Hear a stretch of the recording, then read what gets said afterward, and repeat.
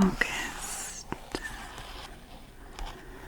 Mr. Weasley conjured up candles to light the darkening garden before they had their pudding, homemade strawberry ice cream.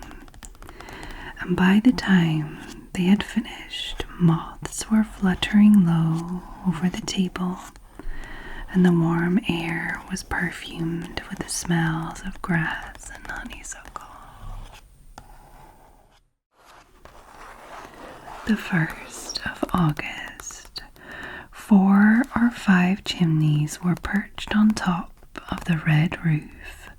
A lopsided sign stuck in the ground near the entrance read the Burrow. Round the front door lay a jumble of Wellington boots and a very rusty cauldron.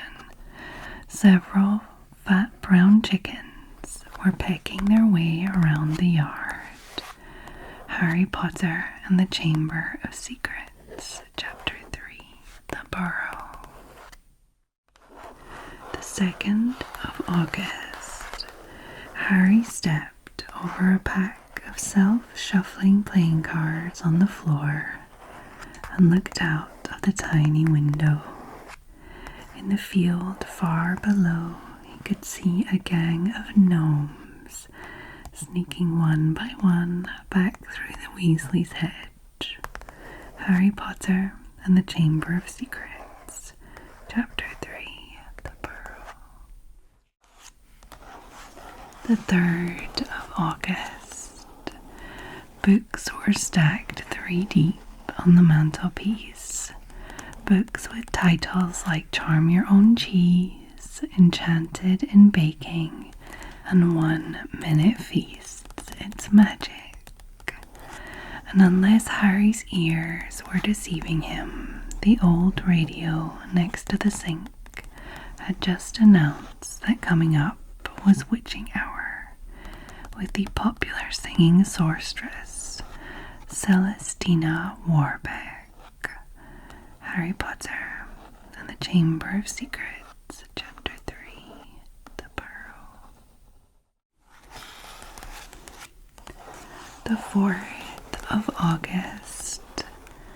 By 7 o'clock, the 2 tables were groaning under dishes and dishes of Mrs. Weasley's excellent cooking.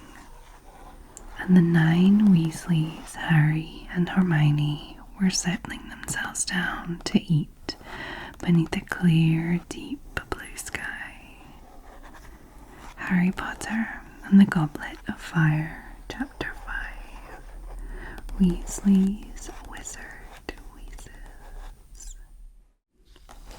The 5th of August.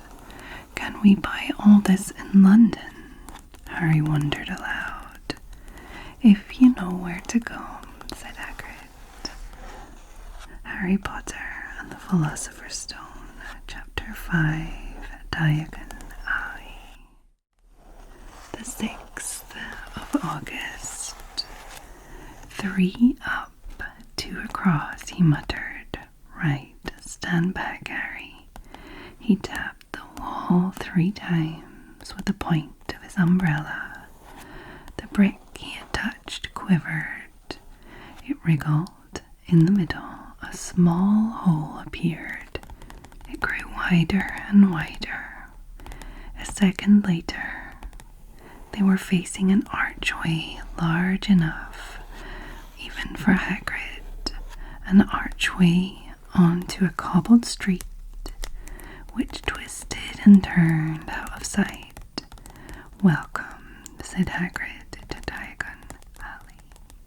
Harry Potter and the Philosopher's Stone, Chapter 5, Diagon Alley. The 7th of August. Harry, Ron, and Hermione strolled off along the winding cobbled street. The bag of gold, silver, and bronze jangling cheerfully in Harry's pocket was clamoring to be spent. So he bought 3 large strawberry and peanut butter ice creams, which which they slurped happily as they wandered up the alley, examining the fascinating shop windows. Harry Potter and the Chamber of Secrets, Chapter 4, A Flourish and Bloods. The 8th of August. A loud ripping noise rent the air. 2 of the monster books had seized a third and were pulling it apart. Stop it, cried the manager, poking the walking stick through the bars and knocking the books apart. I'm never stocking them again, never. It's been bedlam. I thought we'd seen the worst when we bought 200 copies of the Invisible Book of Invisibility. Cost a fortune, and we never found them. Harry Potter and the Prisoner of Azkaban, Chapter 4, The Leaky Cauldron. The 9th of August. Curious indeed how these things happen. The wand chooses the wizard, remember. I think we must expect great things from you, Mr. Potter. Garrick Ollivander, Harry Potter and the Philosopher's Stone, Chapter 5, Diagon Alley. The 10th of August.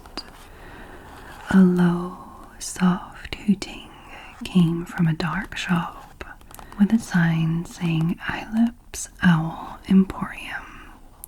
Tawny, screech, barn, brown and snowy. Several boys of about Harry's age had their noses pressed against a window with broomsticks in it. Look, Harry heard one of them say, the Nimbus 2000, fastest ever. There were shops selling robes, shops selling telescopes, and strange silver instruments Harry had never seen before. Windows stacked with barrels of bats' spleens and eels' eyes, tottering piles of spellbooks, quills, and rolls of parchment, potion bottles, globes of the moon. Harry Potter and the Philosopher's Stone, Chapter 5, Diagon Alley. The 11th of August, Ginny Weasley's birthday. Happy birthday, Ginny. Yeah, the DA's good, said Ginny.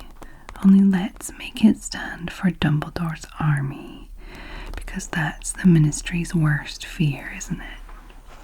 Harry Potter and the Order of the Phoenix, Chapter 18, Dumbledore's Army.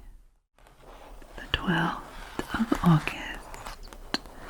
I don't believe it. I don't believe it. Oh, Ron, how wonderful. A prefect. That's everyone in the family.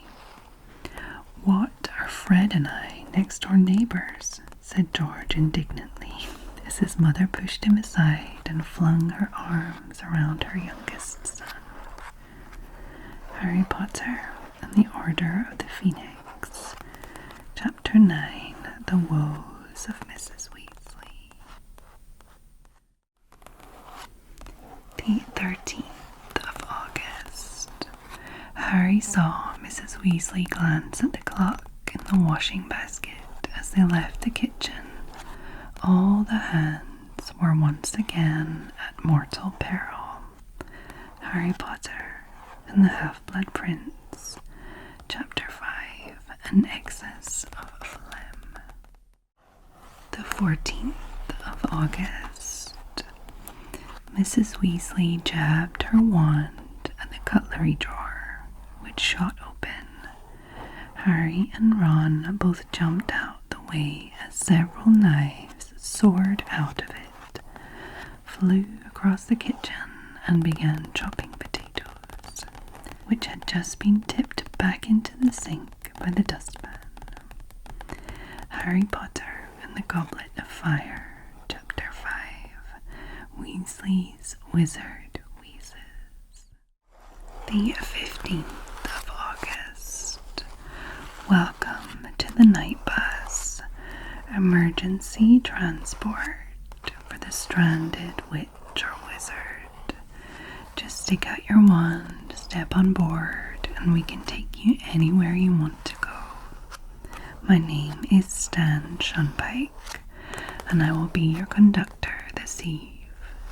The conductor stopped abruptly. He had just caught sight of Harry, who was still sitting on the ground. Harry Potter and the Prisoner of Azkaban, Chapter 3, The Night Bus. The 16th of August. Listen, how much would it be to get to London? 11 sickles, said Stan. But for 13, you get hot chocolate, and for 15, you get an hot water bottle and a toothbrush in your colour of choice. Harry Potter and the Prisoner of Azkaban, Chapter 3, The Night Bus. The 17th of August. One by one, wizards and witches in dressing gowns and slippers descended from the upper floors to leave the bus. They all looked very pleased to go. Harry Potter and the Prisoner of Azkaban, Chapter 3, The Night Bus. The 18th of August. I knew it, Stan shouted gleefully. Ern, guess who Neville is? Ern, he's Harry Potter. I can see his scar. Harry Potter and the Prisoner of Azkaban, Chapter 3, The Night Bus. The 19th of August. And this is Nymphadora. Don't call me Nymphadora, we miss, said the young witch with a shudder. It's Tonks. Nymphadora Tonks, who prefers to be known by her surname only, finished Lupin. So would you if your fool of a mother had called you Nymphadora, muttered Tonks. Harry Potter and the Order of the Phoenix, Chapter 3, The Advance Guard. The 20th of August. Kingsley Shacklebolt's been a real asset too. He's in charge of the hunt for Sirius. So he's been feeding the Ministry information that Sirius is in Tibet. Arthur Weasley, Harry Potter and the Order of the Phoenix, Chapter 5, The Order of the Phoenix. The 21st of August. Oh, my dear boy, we're not going to punish you for a little thing like that, cried Fudge, waving his crumpet impatiently. It was an accident. We don't send people to Azkaban for just blowing up their ants. Harry Potter and the Prisoner of Azkaban, Chapter 3, The Night Bus. The 22nd of August.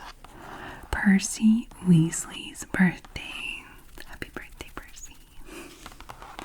That'll change the world, that report will, said Ron.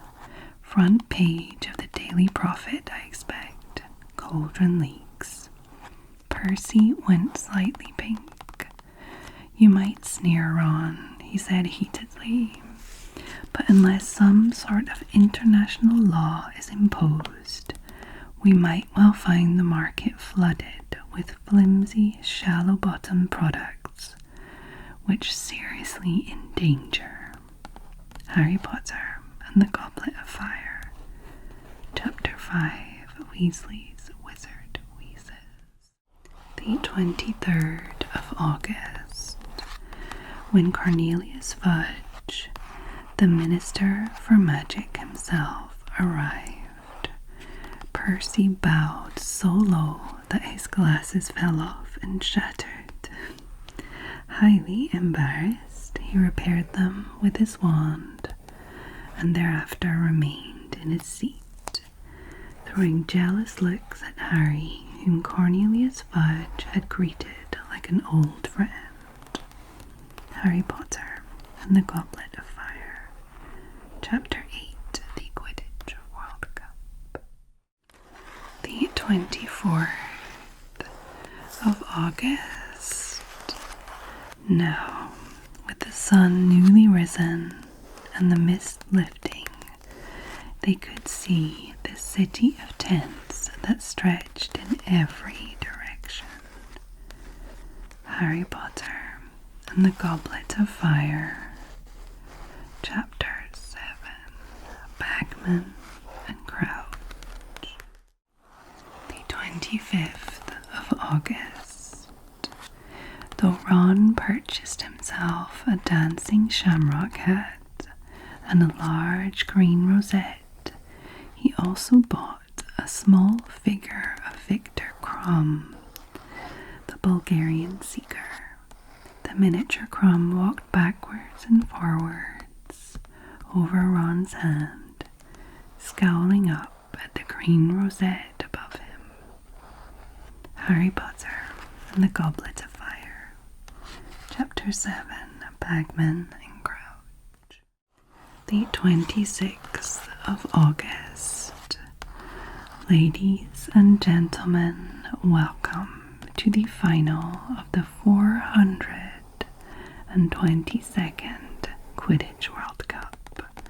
The spectators screamed and clapped, thousands of flags waved, adding their discordant national anthems to the racket. The huge blackboard opposite them was wiped clear of its last message: Bertie Bott's every flavoured beans, a risk with every mouthful, and now showed Bulgaria 0, Ireland 0. Harry Potter and the Goblet of Fire. Chapter 8, the Quidditch World Cup. The 27th of August. He's got it. Crumb's got it. It's all over, shouted Harry. Crumb, his red robe shining with blood from his nose, was rising gently into the air, his fist held high, a glint of gold in his hand. Harry Potter and the Goblet of Fire. Chapter 8, the Quidditch World Cup. The 28th of August. The moment he had got wind of the fact that he was expected to survive the summer on carrot sticks, Harry had sent Hedwig to his friends with pleas for help, and they had risen to the occasion magnificently. Harry Potter and the Goblet of Fire. Chapter 3, the Invitation. The 29th of August. It would be best for Harry to send us your answer as quickly as possible in the normal way, because the Muggle postman has never delivered to our house, and I'm not sure he even knows where it is. Hoping to see Harry soon. Yours sincerely, Molly Weasley. P.S. I hope I put enough stamps on. Harry Potter and the Goblet of Fire. Chapter 3, the Invitation. The 30th of August. No, Harry, you listen, said Hermione. We're coming with you. That was decided months ago. Years, really, but shut up, Ron advised him. Harry Potter and the Deathly Hallows. Chapter 6, the Ghoul in Pajamas. The 31st of August. On their last evening, Mrs. Weasley conjured up a sumptuous dinner which included all of Harry's favourite things, ending with a mouth-watering treacle pudding. Fred and George Fudge rounded off the evening with a display of filibuster fireworks. They filled the kitchen with red and blue stars that bounced from the ceiling to wall for at least half an hour. Harry Potter and the Chamber of Secrets, Chapter 5, The Womp